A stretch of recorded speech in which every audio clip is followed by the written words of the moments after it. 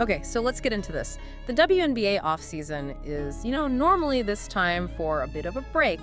Players might go overseas, maybe work on some endorsement deals. Right, a little bit of rest and recovery. But this year feels completely different. It's less like a break and, more like this high-stakes, multi-front war. But war is a good way to put it. It's for player loyalty, for financial control, and really for the whole future structure of women's pro basketball. It really is. And what's so fascinating, looking at the sources you sent over, is that this isn't accidental. It's a picture of deliberate, almost existential competition. Existential, yeah. We're watching the future of the league get negotiated in real time. And not just at a bargaining table in some closed-off room. It's happening across viewership numbers, investor pitches, global schedules, all these computing leagues. So that's our mission. We're going to get into the really specific details that are defining this moment. We're talking about the CBA talks, the big promises from these challengers Unrivaled and Project B, and the cold, hard reality of the numbers they're facing. Absolutely. And you can just feel the tension. The WNBA itself is kind of in this state of quiet urgency about the CBA. We just got one tiny, but I think super strategic update. A holding pattern. Exactly. Both the Players Association and the league agreed to tell players not to sign any new deals under the old CBA. Which sounds like just some administrative note, right? Right. But it is so loaded with meaning. Totally. That advice is incredibly strategic. It's the clear signal we have that something huge is on the horizon. Right. This guidance is basically essential because the new CBA, if it comes through, is poised to just completely reshape the economic reality for these athletes. We are talking about salary increases that could be, the numbers suggest up to 6 times what they were. 6 times. 6 times it's not just a raise, it's transformative. It's a whole new economic tier for the league. Whole new world. We're talking about max contracts that could, soar past the $1 million mark. The average salary in the WNBA could land somewhere around $500,000. And if that happens, it completely shifts the calculation for every single player. Anyone considering an alternative league, anyone thinking about that grueling overseas schedule, it changes everything. It changes the entire power dynamic. It does. And this is where the leverage gets really interesting. Yeah. And it was laid out so clearly in the material we looked at. The very players who were sitting at the WNBA negotiating table.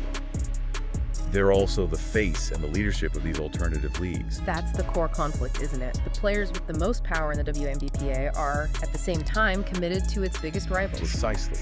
You've got key player negotiators like Nico Gumak, who's the president of the Players Association. And then you have players like Nafisa Collier and Brianna Stewart. They're the founders of Unrivaled. And Kelsey Plum, a huge name involved in Project B. So their involvement in these other leagues, it's not just some side gig. No, it's a massive negotiating chip. Yeah. They're actively demonstrating that if the WNBA doesn't meet their demands, there are now other options. Viable, high-profile options, both here at home and internationally, that can command their time and their talent during the offseason. So the WNBA is basically being forced to make a move, or they risk losing the presence of their top stars during those crucial winter months. They have to. So the WNBA's silence right now is really just the calm before a potential financial storm. They're scrambling to create a pay structure that is so good, so lucrative, that it just neutralizes the appeal of these other leagues. That is the whole game right now. And you have to remember the context for that massive salary jump. There was this fascinating historical comparison in the source material that really puts it into perspective. Oh yeah, the NBA comparison. These potential WNBA salaries, the $1 million max, the $500,000 average, that would actually be more than what NBA men were making during the NBA's 30th season. Wow. Think about that. The WNBPA is aiming for a historic leap in pay, not just some small incremental growth. They're fighting for pay that puts them ahead of where male legends were 30 years into their own league's history. That really changes the conversation, and it just underscores how high the stakes are. It absolutely does. Okay, so let's dive into the first of these challengers, Unrivaled. which I think we can fairly call the high-profile experiment facing reality. Okay. Okay, so before we even get into the weeds on the numbers and the ratings, the material we reviewed brought up this really crucial point about how women's professional sports are covered. And I think it sets the stage perfectly for how we need to look at Unrivaled's performance. It absolutely does. It's so important. The discussion really highlights this long-standing idea that there's often too much spin around women's basketball coverage. The participation trophy comment. Exactly. A tendency to give what the source called participation trophies, even to professionals who are competing at the very highest level. Which, when you really stop and think about it, is a pretty powerful critique of the whole media ecosystem around the sport. It is. And the argument is pretty simple. If we really want women's pro basketball to be taken as seriously as the men's game, the coverage has to mature along with it. It means the media has to have the freedom to, accurately criticize specific parts of the game, just like they would in the NBA. Exactly. It means you can call out legitimate struggles. For instance, pointing out poor ball handling in a high-pressure moment, or talking about a team's outside shooting struggles when they're just jacking up bad shots. Or even pointing out subpar defense, things that are just, part of sports analysis. For sure. The source material even used that classic sports media line, saying we should be able to critique a player for not being able to hit the side of a barn if their shooting is genuinely off in a big game. And that's the kind of professional critique that actually builds legitimacy, because it shows you respect the game itself, not just the idea of it. Right. And the flip side is true too. When they are playing great, when a record gets broken or a defensive stop is clutch, you praise them, you hype them up. That's part of it. But the culture right now, or at least the perception outlined in this analysis, is that everybody feels like they're walking on eggshells when they talk about these elite players. It just stifles the conversation. If we want to get past this narrative of they're great, they're perfect, nothing to see here, we have to be able to look at their performance, and just as critically, their league's performance, with accuracy and with impartiality. We have to be able to report things as they are, not just spin a perfect story all the time. That's what defines real professional coverage. And that sets a pretty high bar for how we have to analyze Unrivaled's performance, which, to be fair, started off as a genuine spectacle. When it launched, that first season, the reception was incredibly positive. It was new. It was a very fresh concept. The format full court, 3-on-3, it emphasizes speed and skill. It was really intriguing. It gave the players a platform that felt totally distinct from the WNBA. And the atmosphere was, by all accounts, electric. Yeah, those first reports were glowing. That sold-out crowd of 870 people at the launch, that showed there was a hungry audience for high-quality domestic basketball during the WNBA offseason. And crucially, at that time, the salaries and the player accommodations that Unrivaled was offering were reported to have rivaled the WNBA's existing setup. That was a huge talking point. A huge cause for celebration among fans. That was season 1, but now, this is where that impartial coverage has to kick in, because Unrivaled is staring down a pretty significant sophomore slump. The viewership data we have is pretty stark.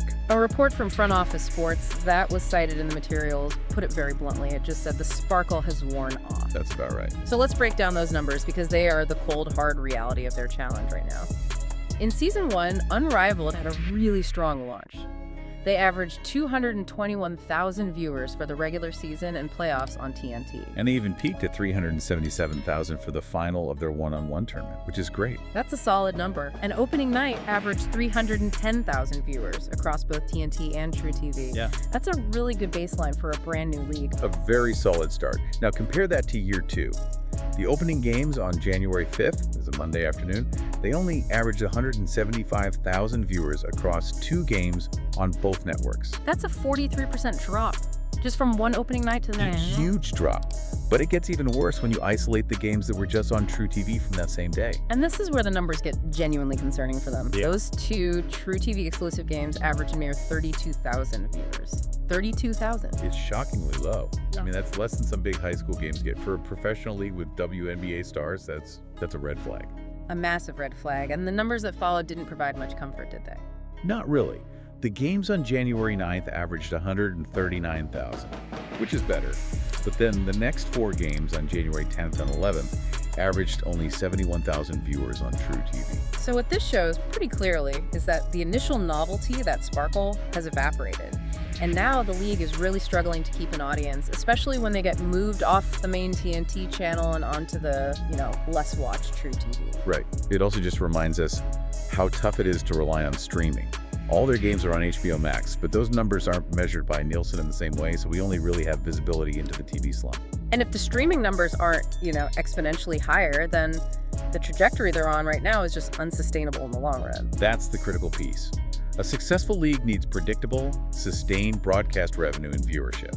And when you drop from 310,000 to 175,000, and then you have a dip all the way to 32,000, it suggests the audience tuned in for the spectacle, for the launch party, but maybe not for the long-term product. And the material we looked at suggests that Unrivaled might have actually, maybe inadvertently, contributed to its own ratings problem through its marketing. Oh, you're talking about the Caitlin Clark situation. The very heavy-handed, almost manipulative Caitlin Clark marketing strategy. Yeah, exactly. The source detailed this social media moment where Unrivaled put out a press release asking for 22 minutes of time from a player, and they kept using the number 222 in their posts. It was not subtle at all. No. It had created this immediate viral firestorm on social media. Fans were absolutely convinced this was a huge hint that Caitlin Clark, who wears number 22, was about to join. And possibly Aja Wilson too, with the double 2 in her number. The expectation for some massive announcement was just through the roof. And then it all came crashing down almost immediately. Clark's team came out and just definitively confirmed she would absolutely not be playing in Unrivaled. That huge letdown, it had to have fueled some fan frustration. It's possible it even contributed to the Season 2 viewership slump. It really raises questions about whether chasing that short-term social media buzz is worth the cost of long-term audience trust. It's a classic case of overpromising and under-delivering. And, the material we review makes a great point that for a player like Clark, getting involved in these non-WNBA sanctioned leagues could actually cheapen her brand. It's a fascinating look at brand management, right? Yeah. For a megastar like Clark, her brand is built on being the face of the premier professional product. Stepping down to a new league that's struggling with 32,000 viewers, it risks diluting her power. The WNBA is the top of the mountain, and any distraction from that top-tier narrative could be a bad move in the long run. So the very attempt to use her as a marketing lifeline may have hurt Unrivaled more than it helped. So with all this undeniable sophomore slump, how is the league's leadership responding? The response has been a mix of defensive and resilient. Alex Basil, who is Nafisa Collier's husband and he's heavily involved in the league, he put out a statement saying, leagues aren't built overnight. Standard startup talk. Yes, exactly. Focus on the long game. We're proud of the product. We're committed to growth. But that statement is really interesting when you put it next to Nafisa Collier's own powerful quote about the WNBA negotiations. Oh, right. She famously said, "I know what it takes to build a sustainable lead." And given the major rating struggles in year 2 that, quote, could potentially be used against her, it suggests that the sustainability of Unrivaled itself is now, actively in question. It creates a credibility gap she has to deal with at the WNBA negotiating table. For sure. So the immediate challenge for Unrivaled's leadership is to prove they're not just a one-hit wonder, not just a spectacle for 870 people in one city. And they have a huge physical test coming up that we need to be watching very closely. We're talking about the Philly game. The upcoming game in Philadelphia at the Xfinity Mobile Arena. This is a monumental jump in scale. It is. I mean, you're going from a venue with fewer than 1,000 people to a major arena. Xfinity Mobile Arena holds, between 17 and 20,000 fans? Something like that, yeah. And Unrivaled has claimed that those games are sold out. Now, if they can genuinely pack out a major arena of that size, it could give them the positive jolt they desperately need to reset the narrative. It's more than a jolt, it's proof of concept for scalability. Exactly. If you can fill 20,000 seats outside of your launch city, it shows you can maybe transition from being a cool novelty to a sustainable touring league with national appeal. But if they fail to fill it, or if those attendance numbers turn out to be, massaged a bit, then the WNBA will use that to just completely shut down the legitimacy of the whole operation. So Unrivaled right now is this high-stakes bet on scalability versus the cold, hard reality of second-year viewership fatigue. And this brings us right to the heart of it, Section 2, the core conflict, the financial stakes. Everything we just talked about, Unrivaled's entire struggle, it's all happening in the shadow of the WNBA-CBA negotiations. That's the critical point. The moment the WNBA potentially delivers on this new CBA, the main financial leverage that Unrivaled has just it evaporates. That's it, exactly. The information we reviewed is crystal clear on this. The potential new WNBA CBA changes the whole financial landscape. The W will be able to pay players a much higher guaranteed salary than what Unrivaled offers. Even with that highly touted equity component factored in. Even with the equity. Okay, so let's just nail down those WNBA target numbers again, because they're really the center of gravity for this whole negotiation. We're talking about a max contract potentially over $1 million. Over $1 million. And an average salary projected to be somewhere around $500,000. $500,000. Which are huge figures. And they raise an immediate question they have to ask. Is this six-fold increase actually realistic? I mean, if the WNBA is struggling with its own revenue, is this massive salary jump a real promise, or is it just a strategic negotiation tactic? Right. A tactic designed to crush these other leagues before they can even get real traction. Exactly. If the WNBA doesn't have the current profits to support it, where is all this money coming from? That's a great question. Well, the analysis we saw suggests that while the league itself may not be, swimming in immediate profit, the financial promise is based on two key things. First, massive anticipated increases in their media rights deals.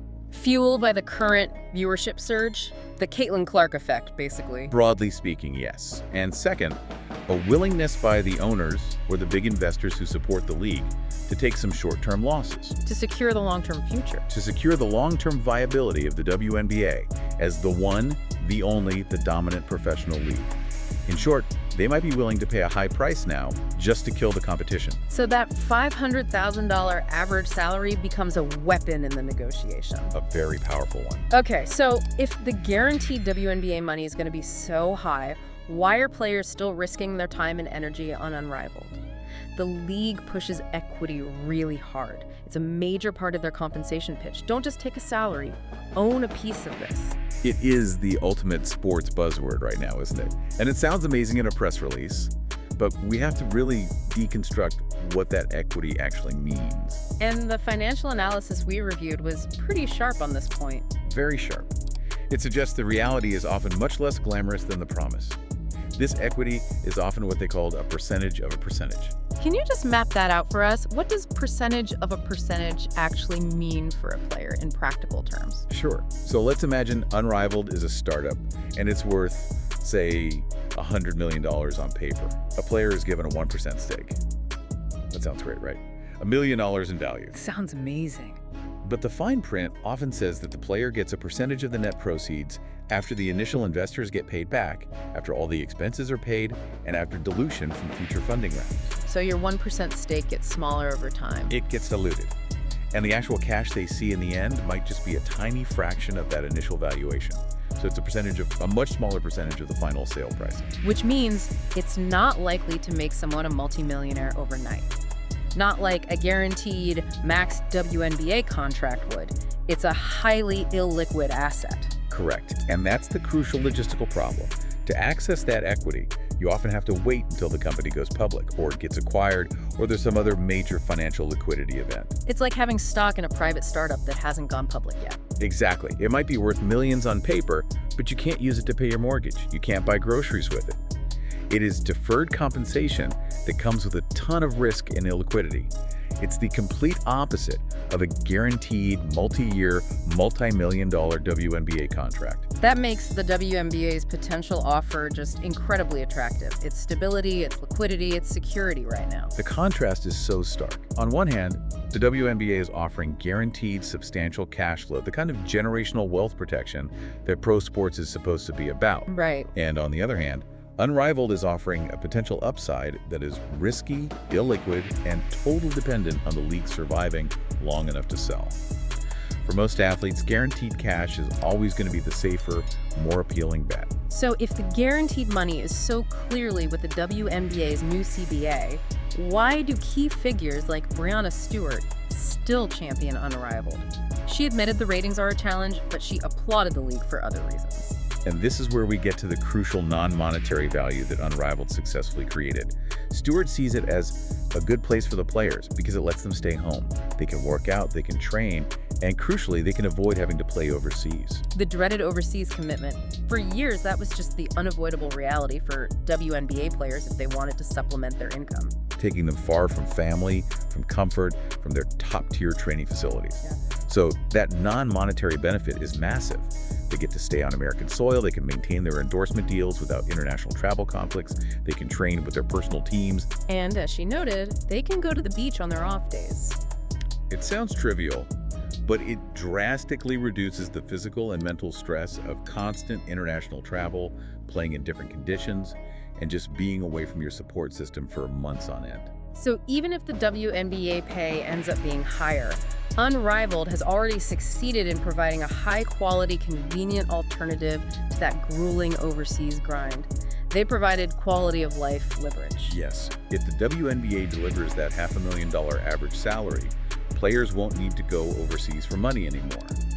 But the existence of Unrivaled proved that there was a domestic platform available to keep them her, and that put pressure on the WNBA to improve the whole structure of the offseason, not just the paychecks.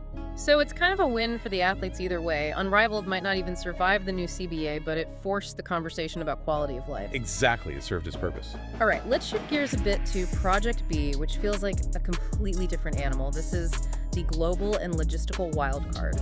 A completely different beast. If Unrivaled is 3-on-3, domestic, focused on quality of life, Project B is this massive, long-term international undertaking focused on massive supplemental cash. And the format is, it's extremely demanding. It's truly global. It's a 5-month commitment, running continuously from November all the way through April. And the structure is basically a world tour. Each city hosts this intense 10-day event that crowns a local champion. A traveling, high-intensity pro circus. That's a good way to put it.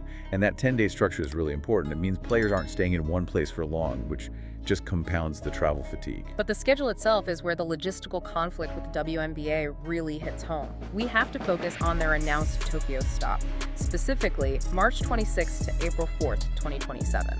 That specific time frame leaves a razor-thin window before WNBA training camp starts. And the WNBA is actively trying to use these CBA talks to start training camp even earlier. They want to lengthen the season, capture better media slots. Right. So if they succeed, training camp could potentially start as early as April 8th or 9th. So just to be clear, a player could be leaving Tokyo on April 4th or 5th, flying halfway around the world, dealing with insane jet lag, and then be expected to immediately report for WNBA duties with zero time to rest. Zero time. It's a massive red flag for player health, for rest, for preparation. It creates this unmanageable physical and mental compression. I mean, a pro athlete needs at least a couple of weeks to transition from international play, recover from a 5-month grind, and get into a new WNBA training regimen. Doing that with only a handful of days just raises the probability of injury and fatigue significantly. It's just not sustainable. And the player involved in this is huge, which just increases the WNBA's anxiety. The roster includes key WNBPA figures, Neko Gumake again, the president, making this extremely high stakes. And superstars like Alyssa Thomas, Jonquel Jones, Jewel Lloyd, Kelsey Mitchell. All big names. Their commitment to this 5-month grind really just underscores how tempting Project B's financial offer must be. Which we'll get to. But yeah, this isn't just some simple exhibition tournament. It is a full, continuous, secondary professional season. The league is planning for 66 players on 6 teams, so they're committed to keeping it competitive. Project B also has this multi-sport ambition, which makes it even more complex to wrap your head around. The material we saw indicates it's broader than just women's basketball. They're aiming to add more sports and, crucially, men's tournament games. And that men's aspect introduces what is a pretty severe sourcing problem. It's a major logistical hole in their professional dream. Right. The question was, what men can actually play in this league? Securing high-level male talent during that November to April window is incredibly difficult. You can immediately rule out current NBA players, contract conflicts, scheduling conflicts. You can rule out current college players. It's the middle of the NCAA season. And you can rule out the top-tier European or FIBA league players because they are deep into their own championship runs. So who's left? It's a puzzle. The source speculated that potential recruits could be recently retired NBA players looking for one last big payday. Or maybe players from specialized 3-on-3 leagues, or even, high-level influencers who are looking for a platform. But the quality gap between that talent pool and an NBA or EuroLeague player is vast. For a young male player who genuinely wants to make it to the NBA or a top European league, a series of global mini tournaments, it might not be the kind of consistent, high-level basketball they need to develop. No, it doesn't offer the stability or the exposure of the G League or a solid European club. So the men's side of Project B, despite the ambition, risks feeling like an add-on. An ancillary event, something used to fill streaming time and maybe attract a broader audience, but not a core professional draw like the women's competition. The whole men's side just seems logistically challenged because of how dominant the established men's leagues are. And the platform is crucial here too. Project B is heavily focused on building out a streaming platform to show all its games globally. Which highlights their non-traditional approach to distribution and the reliance on digital revenue, which can be super volatile compared to traditional broadcast deals. But the biggest tension, the real threat to the WNBA, is the direct conflict this 5-month international grind creates for WNBA GMs and owners, especially when you're talking about handing out max contracts. This is the operational risk that keeps a GM up at night. The question raised in the material was perfect. Would a WNBA GM pay a Project B player, like Kelsey Mitchell, a potential max player for the Indiana Fever, a max salary if she's playing non-stop for 5 months and isn't coming back to the U.S. until April 5th? It's a fundamental problem of risk management. A GM is paying a premium, over $1 million, for a high-value asset, and that asset is coming back just days before training camp after a grueling global tour. Which significantly increases the chance of injury, fatigue, or just being mentally checked out. The analysis suggested a WNBA owner would be extremely hesitant to grant a max contract under those conditions. You're basically inheriting an exhausted athlete. So that's the WNBA's main leverage against Project B, the threat of holding back the biggest guaranteed payday because of health concerns. But the money cuts both ways, because Project B is allegedly offering compensation that makes that risk worthwhile. Yes, the source material notes that Project B is supposedly paying its players 7-figure deals for that 5-month commitment. 7 figures. That's a massive supplemental income.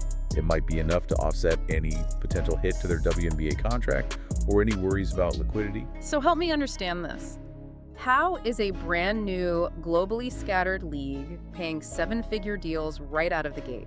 Who is underwriting that? This has to be investor capital. It's not realized revenue.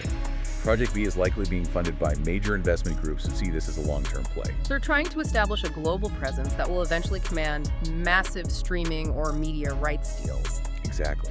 They are paying an unsustainable introductory rate just to get the top talent they need, the WNBA stars, to achieve legitimacy. They are buying the talent to force the market open. So the athlete has this really complex financial calculation to make. If the WNBA offers a secure $500,000 average salary, but Project B is offering $1 million for 5 months, the financial incentive to take that global risk is enormous, even if it jeopardizes their health and their relationship with their WNBA team. It creates this fascinating ethical and financial dilemma that's pretty unique to women's sports right now. The question for the WNBA owners is whether they can or will use Project B's tough schedule as a legitimate reason to limit the length or the value of their biggest contracts. Arguing that the player is actively increasing her own personal risk during the offseason. Exactly. The ultimate professional choice. Guaranteed long-term stability versus immediate, massive, high-risk supplemental income. Okay, now let's try to synthesize all of this into the bigger picture. Section 4, leverage, legacy, and the WNBA's future. We've got 2 very different alternative leagues, both creating this immense pressure on the WNBA. And the primary achievement of both Unrivaled and Project B, honestly, regardless of whether they ultimately succeed or fail, is the pressure they've put on the WNBA to improve conditions dramatically. And that pressure is multifaceted. It is. It's not just about, abstract demands for a higher gross revenue share, which, by the way, the Players Association is reportedly asking for a lot on, according to some of the analyses. Right, let's touch on that revenue share demand because it's kind of the silent part of the CBA talks. Why is the WNBPA's request considered by some to be too high? Well, in major men's sports like the NBA, the players and the owners generally split the basketball-related income around 50-50. a 50-50 split. The sources we looked at suggest the WNBPA is currently asking for a much larger share of the revenue than the owners are comfortable with, especially when you consider the league's overall revenue base and profitability. The owners are arguing they need to keep more of that capital to invest back into the league. Into infrastructure, into marketing, into expansion, exactly. So the alternative leagues provide the leverage to justify that high demand. The WNBA is now forced to negotiate against a baseline where players have other options. Domestic, high-quality off-season employment with Unrivaled, and a potential international seven-figure employment commitment with Project B. The players have successfully created this kind of no-win scenario for the WNBA owners. They have. If the WNBO doesn't pay up, they risk losing their top talent to these rivals, and they lose control over their health and their brand visibility. But the WNBA's counter-narrative is powerful too, and it's all based on institutional history and stability. They argue that they are the Premier League. They've been building this for 30 years. They have established infrastructure, fan bases, media partners. And they can emphasize that new leagues just don't achieve immediate, sustainable viewership success without massive, continuous infusions of cash. And the ratings plunge that Unrivaled had in Season 2 serves as immediate, tangible, source-driven evidence for the WNBA's argument. Absolutely. They can point directly to those 32,000 viewer games and say to the players, look, this is highly volatile. Your guaranteed future is here with us, not in some startup league that can't even maintain basic cable viewership. And the source material we reviewed suggests a really powerful potential conclusion here. If the WNBA delivers on that projected $500,000 average salary and the $1 million max contract, they've effectively met the stated goal of Unrivaled's founders, Breanna Stewart and Nafisa Collier, which was to ensure players get paid more and can stay on American soil. In that scenario, the alternative leagues did their job. They created the necessary leverage at the bargaining table to force the WNBA to step up its financial offer to a level that provides real generational security. They basically use competition to fix the WNBA's pay structure. Pretty much. Yeah. And the prediction then becomes pretty clear. If the WNBA becomes massively successful and provides this robust compensation, these other leagues are just not going to happen. Or at least they won't sustain themselves, because the need for that supplemental income will just vanish. The financial incentive to stay with the WNBA will be too high to risk it on an alternative system. Exactly. Those leagues would either need to become WNBA sanctioned, working under the official banner to manage schedules and health, or they will eventually just collapse from player attrition and a lack of sustained audience interest. This whole situation just highlights this unique and kind of uncomfortable conflict in women's sports that you just don't see in the men's major leagues. Think about it. The WNBA is in this position where its players are contractually allowed to play in unsanctioned off-season leagues that are direct competitors. The NBA, the MLB, the NFL, they don't have players leaving to join rival unsanctioned leagues during their offseason. Not at all. And that freedom in the WNBA creates this continuous structural tension. The players gain massive leverage, forcing higher pay and better conditions. But the owners get continuous anxiety over their max contract athletes playing in these grueling 5-month international tournaments that directly conflict with the WNBA's own goals. It's a delicate high-wire act. These athletes are professionals at the highest level. They should be able to maximize their earning potential. But the WNBA also has a legitimate vested interest in protecting its investment. And the existence of these alternative leagues, fueled by top WNBA talent, means that tension is going to remain until that new CBA is finalized, it's ratified, and the players have to make a choice: stability or supplemental risk. Okay, we have covered a massive amount of ground in this deep dive. We've examined this two-pronged attack on the WNBA's off-season dominance. So to recap, the WNBA is in this period of quiet negotiation, but it's poised to dramatically raise salaries. Potentially 6 times the current rate. And that move is explicitly designed to render the financial incentives of these competitor leagues obsolete. Meanwhile, you have Unrivaled, which is struggling with its second-year viewership, dipping as low as 32,000 viewers on its secondary channel. Even though it has succeeded in its other goal of keeping some key players home and providing that domestic quality of life alternative. And then you have Project B launching this massive global 5-month tour that, while it offers these tempting 7-figure deals, creates a huge, high-risk logistical conflict with the WNBA's desire for an earlier, healthier start to training camp. This story is so far from over. Everything, it seems, hinges on whether that promised $500,000 average salary and the $1 million max contract actually materialize. And if that guaranteed stability arrives, you could argue the alt leagues have effectively completed their mission. They created the leverage, even if it means their own ultimate demise. Let's end with a final thought for you, the listener, to kind of chew on. Moving beyond just the raw financial numbers, we focused a lot on the incentive, the difference between $500K in guaranteed cash and a potential $1 million in supplemental high-risk income. But consider the non-financial trade-off, the institutional risk. If the WNBA offers a secure max contract for over $1 million, is the added benefit of that Project B income truly worth the risk of injury, of severe fatigue from a 5-month international tournament right before WNBA camp? What ultimately drives a professional athlete in this specific moment? Is it guaranteed cash and health stability?